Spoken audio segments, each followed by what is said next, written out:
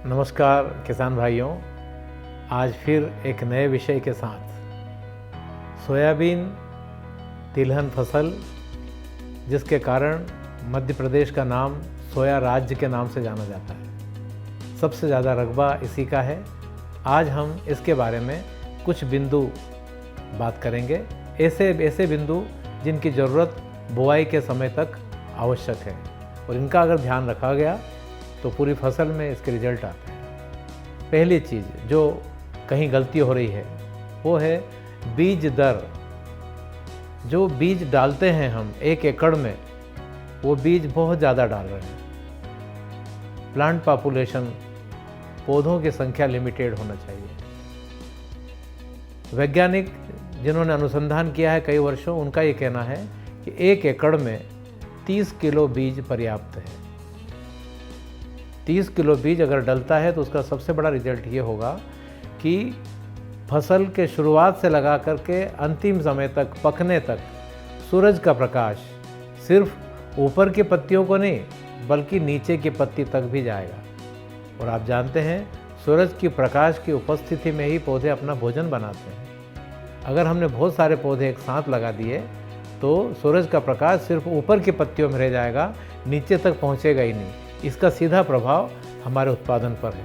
तो बीज दर का ध्यान रखें, 30 किलो प्रति एकड़ होना चाहिए सोयाबीन में। दूसरी महत्वपूर्ण चीज़ जो हमें इस समय ध्यान रखना है वो ये रखना है कि जो बीज हम बोना चाहते हैं, चाहे वो बीज हमें किसी कंपनी का ख़रीदा हो या सरकारी बीज खरीदा हो या घर का बीज हो, इस बीज पर आंख बंद करके भरोसा नहीं करें। इसका अंकुरण टेस्ट कर लें। आज अपने पास समय है, 100 दाने लें, 100 दानों को एक गीले कपड़े पर जमा के रख दें या गीले टाट पर जमा के रख दें और इसके ऊपर फिर ये टाट को ढक करके 2-3 तह ढक करके और हल्का हल्का पानी सुबह शाम डालें। बहुत पानी डालने की ज़रूरत नहीं है। ज़्यादा से ज़्यादा 36 घंटे में, 24 घंटे में ये फूल जाते हैं, 36 घंटे में इनमें से अंकुरण आना शुरू हो जाता है। तो हम देख लें 100 दाने में से कम 70 दाने में अंकुरण अगर हो जाता है तो हमारा बीज सही है, ये बोने योग्य है। जितना अंकुरण कम होगा, 70% की बजाय अगर ये 60% हो जाता है तो कोई घबराने की बात नहीं है। हम बीज दर थोड़ा बढ़ा देंगे। हम 30 किलो ले रहे हैं अभी प्रति एकड़, उसको 35 किलो कर देंगे। इससे ज़्यादा ज़रूरत नहीं है। खाद जो हम डाल रहे हैं वो खाद जो है वो 30 किलो बीज के हिसाब से ही डाल रहे हैं। अगर हमने खाद वही रखा है और पौधों की संख्या हमारी बढ़ गई है तो फिर सभी पौधे भूखे रहेंगे, तो फिर हमें उत्पादन कहाँ से मिलेगा। तो इसलिए बीज का अंकुरण टेस्ट बहुत ज़रूरी है। तीसरी महत्वपूर्ण बात, बीज का उपचार। आपको बहुत अच्छा बीज दिख रहा है, सोयाबीन के दाने ऊपर से चिकने दिख रहे हैं, बड़े चमकदार दिख रहे हैं, मगर ध्यान रखना ऐसे अंडाणु, फफूंद के ऐसे अंडाणु जो बहुत सूक्ष्म होते हैं, हमें हमारी आँखों से दिखाई नहीं देते, वो इस बीज के ऊपर मौजूद हैं। और अगर वो मौजूद रहे तो जैसे ही आपका बीज अंदर जाएगा, वहाँ उसको पानी के संपर्क में आएगा तो ये जो अंडाणु है ये सक्रिय हो जाएंगे और उगते हुए पौधों को मारना शुरू कर देंगे। तो इसका उपचार ज़रूरी है। इसको बोलते हैं बीज उपचार। तो फफूंदनाशक से बीज उपचार करते हैं। सबसे अच्छा फफूंदनाशक जो जैविक श्रेणी में आता है वो है ट्राइकोडर्मा विरिडी। ट्राइकोडर्मा ही याद रख लें।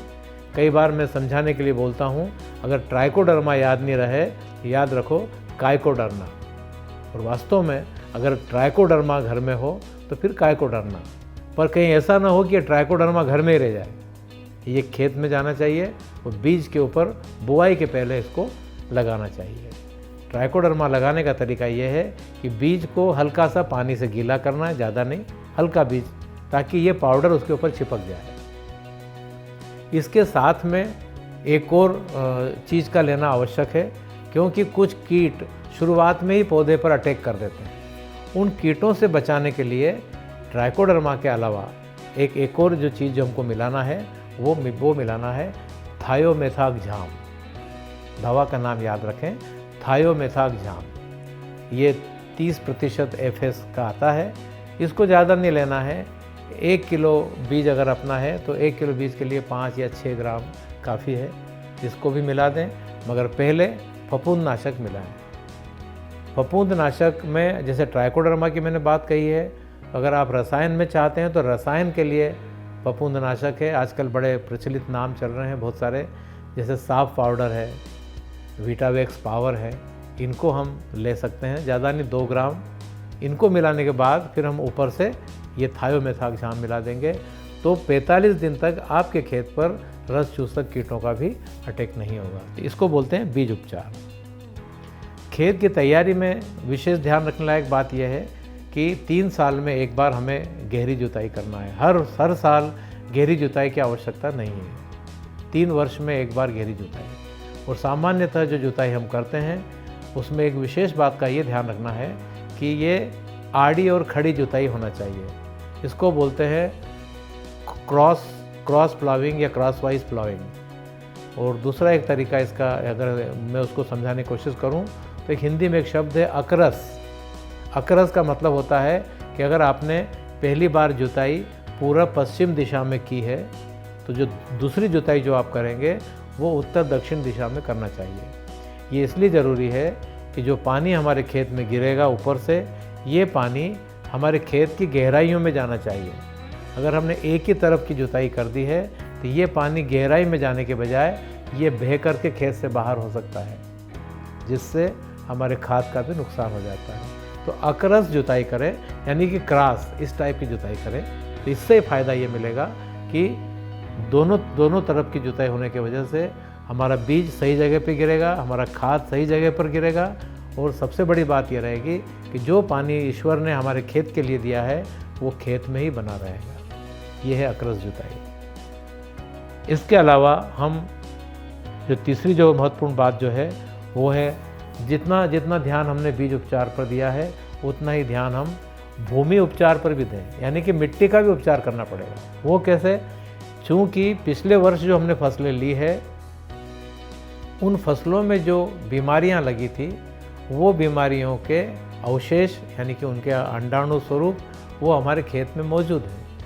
तो अगर ये हम ध्यान नहीं देंगे तो ये खड़ी फसल पर ये अटैक कर सकते हैं। आपने बीज उपचार तो किया है, मगर ज़मीन में पड़ी हुई जो फफूंद है ये खड़ी फसल की जड़ों पर अटैक करती है, और पौधे खड़े पौधे सूखना शुरू हो जाते हैं, यानी कि मरना शुरू हो जाते हैं। तो हम भूमि उपचार भी कर दें। तो जिस ट्राइकोडर्मा की मैंने बात कही थी बीज उपचार के लिए, वही ट्राइकोडर्मा दवा 1 किलो 1 एकड़ में हमें खेत की तैयारी के समय डाल दें। इसको डालने के बाद में आखिरी जुताई कर दीजिए। और इसको 1 किलो को फैलाने का भी एक तरीका है कि लगभग 50 किलो गोबर की अच्छी सड़ी हुई खाद ले लें, गोबर की खाद ठंडी की हुई, उसमें इस 1 किलो ट्राइकोडर्मा को मिला करके पूरे खेत में हल्के हल्के से इसको फेंक दें, आखिरी जुताई कर दें।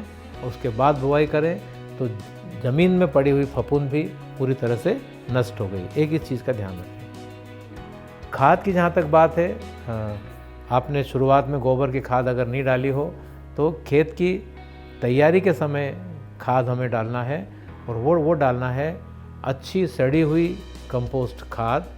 जितनी आप डाल सकें उतना अच्छा है। रासायनिक खाद की जहाँ तक बात है, ये मिट्टी जांच के आधार पर ही डलना चाहिए।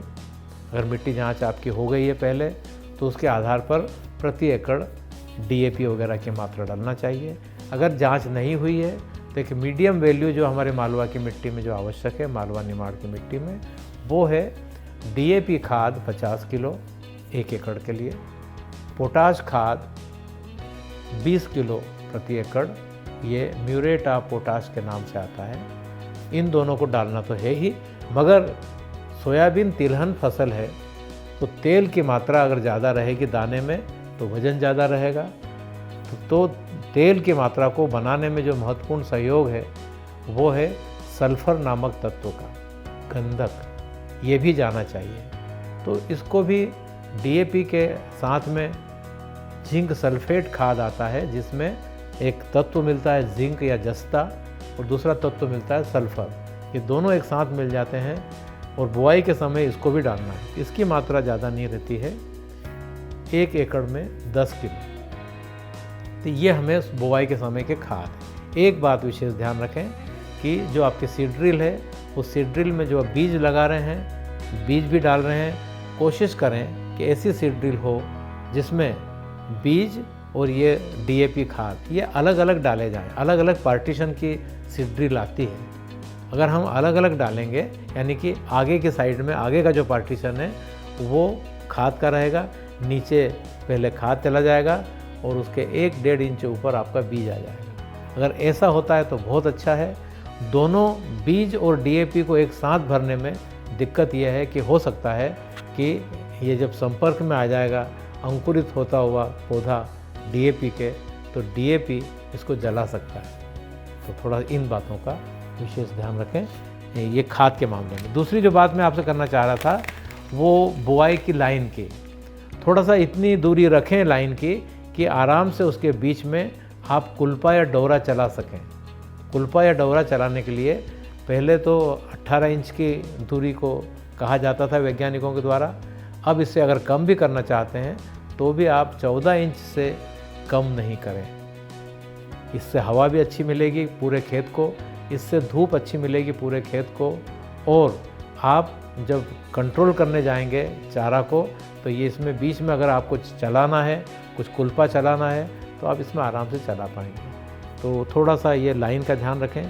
एक बड़ी महत्वपूर्ण चीज़ जिसको हम हमेशा बताना चाहते हैं वो ये है कि सोयाबीन के पूरे खेत में प्रत्येक 10 लाइन के बाद जो 2 लाइन के बीच की जो गैप होती है ना, जिसे हम वट्टा कहते हैं या पाटला कहते हैं, इस पाटला का गहरीकरण होना चाहिए। जी हाँ, उगने के बाद में हल जो आपका है या आप ट्रैक्टर से जो जिससे करना चाहें, ये जो लाइन है 10वीं या 11वीं लाइन ये गहरी हो जाना चाहिए।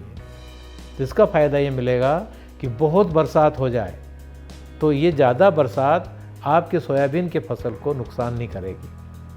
नहीं तो जल गलन की वजह से, वाटर लॉगिंग की वजह से हमारा सोयाबीन मरना शुरू हो जाता है। तो ये जो आपने प्रत्येक जो 11वां जो पाटला गहरा किया है, तो जो ज़्यादा पानी जो हमारे खेत में अगर आया है तो वो पानी ज़मीन के अंदर उतर जाएगा गहराई पर, जड़ों को नुकसान नहीं करेगा। और हमारे खेत का पानी हमारे अगर खेत की गहराई में उतरता है तो भविष्य में काम आता है। जैसे बीच में कई बार ऐसा होता है कि बरसात 15 दिन की गैप हो गई, उस समय फसल सूखने लगती है, ऊपर की सतह सूखने लगती है।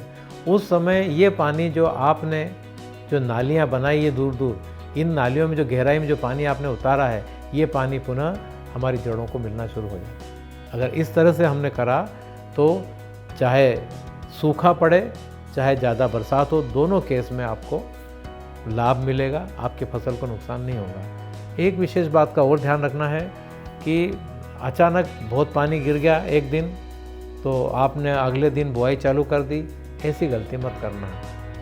जब तक हमारे क्षेत्र में कम से कम 4 इंच बरसात नहीं हो जाती है उतना इंतज़ार करना। जब हमें मालूम पड़ जाए हमारे कृषि विभाग से या अन्य स्रोत से, आजकल तो घर में टीवी है, आजकल तो आप मोबाइल पर भी देख सकते हो कि हमारे एरिया में बरसात कितनी हो गई। 4 इंच बरसात होने के बाद ही आप पक्का माने कि ये पक्का पानी है और इसमें हम अगर बुआई करेंगे हमारी फसल फेल नहीं होगी। ये एक विशेष बात हम आपको कहना चाह रहे थे कि कम से कम 4 इंच बरसात का इंतज़ार करें। जहाँ तक जातियों की बात है, सोयाबीन की काफ़ी अच्छी जातियाँ प्रति वर्ष निकल रही है, सरकारी अनुसंधान केंद्रों से भी निकल रही है और कुछ जातियाँ प्राइवेट कंपनियों की भी मौजूद हैं। तो कुछ जो बड़ी अच्छी पॉपुलर वैरायटीज़ जिनको कहना चाहिए, जो लोकप्रिय किस्में हैं, जो अभी अभी 2-4 साल के अंदर किसानों के द्वारा पसंद की गई है, उनमें से एक है JS 2029। JS 2029 ये 90-95 दिन में पक जाती है। उत्पादन भी इसका बहुत अच्छा है, लगभग 15 कुंटल 14 कुंटल प्रति एकड़ के आसपास इसका उत्पादन भी मिल जाता है। एक थोड़ी सी इससे कम उम्र की एक वैरायटी है जिसे बोलते हैं JS 2034। ये सिर्फ 87 दिन यानी कि 85 और 2 यानी कि 87 दिन में ये पक जाती है। तो ये भी किसान बहुत पसंद कर रहे हैं क्योंकि ये जल्दी से किसान के खेत को खाली कर देती है और आगे गेहूं लेने में किसान को दिक्कत नहीं जाती है। तो दूसरी वैरायटी जैसे मैंने बताई JS 2034 एक और अच्छी किस्म है जो इसी श्रेणी के थोड़े से ज़्यादा दिन है उसके, एक पुरानी जो आप करते रहे हैं वो है 9560 JS 9560 जो वैरायटी है, इसको आप करते रहे हैं। ये भी 85 दिन की थी, उत्पादन दाना बड़ा है। कुछ वैरायटी ऐसी हैं जो यहाँ इंदौर अनुसंधान केंद्र से निकली हुई है, जिसमें एक बहुत पुरानी वैरायटी इनकी बहुत पॉपुलर हुई थी, NRC 7। NRC 7 95 दिन की वैरायटी थी और इसका उत्पादन सबसे अच्छा था। 15 कुंटल प्रति एकड़ से ज़्यादा इसका उत्पादन आता था। अगर ये बीज मिल जाए तो इसको अभी भी ढूंढें। एक है NRC 138 नंबर, ये भी अच्छी किस्म है। और 85 दिन में एक नई वैरायटी और है JS 2069 या JS 2069। ये वैरायटी भी किसानों के द्वारा पसंद की जा रही है। तो इस तरह से रोज़ की नई वैरायटीज़ आ रही है, आप संपर्क में रहें और उम्मीद है कि इस बार की जो आपकी खेती होगी वो बढ़िया होगी, सोयाबीन आपका ज़ोरदार पकेगा। तो ये कास्ता पाइप्स के द्वारा ये जो कार्यक्रम यहाँ पेश किया गया है, उम्मीद है आपको पसंद आ रहा है। भविष्य में भी हम नए नए विषयों को लेकर के आपके साथ हाजिर होंगे। आपका ये प्रेम बना रहे। धन्यवाद, नमस्कार।